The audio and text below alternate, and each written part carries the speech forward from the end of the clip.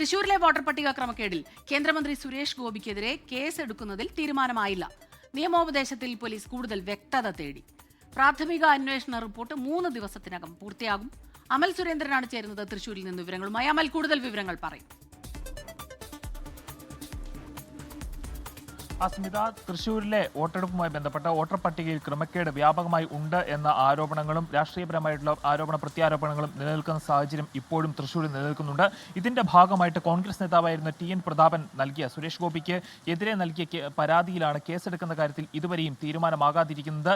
ഈ ഒരു പരാതിയെ തുടർന്ന് തൃശൂർ ജില്ലാ പോലീസ് മേധാവിയുടെ ഓഫീസിൽ നിന്ന് TN പ്രതാപനെ ബന്ധപ്പെടുകയും പ്രതാപന്റെ കയ്യിലുള്ള വിവരങ്ങൾ കൈമാറണമെന്ന് നോട്ടീസ് നൽകുകയും ചെയ്തിരുന്നു. ഇതനുസരിച്ച് TN പ്രതാപൻ തന്റെ കയ്യിലുള്ള വിവരങ്ങൾ പോലീസിന് കൈമാറിയിട്ടുണ്ട്.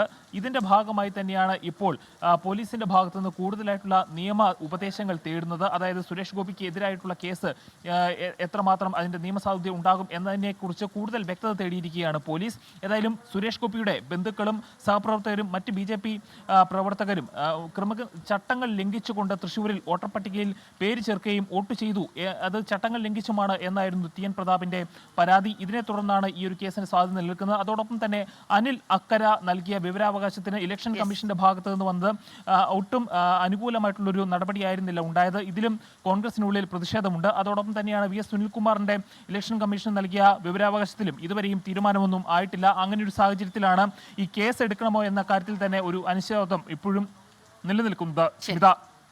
അമൽ സുരേന്ദ്രനാണ് തൃശ്ശൂരിൽ നിന്ന് ഈ വാർത്തയുടെ വിശദാംശങ്ങൾ നൽകിയത്. ലോകത്തെവിടെയായാലും ഏത് സമയത്തും 24 വാർത്തകളും ഓഗ്മെന്റഡ് റിയാലിറ്റി പാക്കേജുകളും എക്സ്പ്ലെയിനറുകളും വിശദമായി കാണാൻ ഞങ്ങളുടെ YouTube ചാനൽ നിങ്ങൾക്ക് സബ്സ്ക്രൈബ് ചെയ്യാം.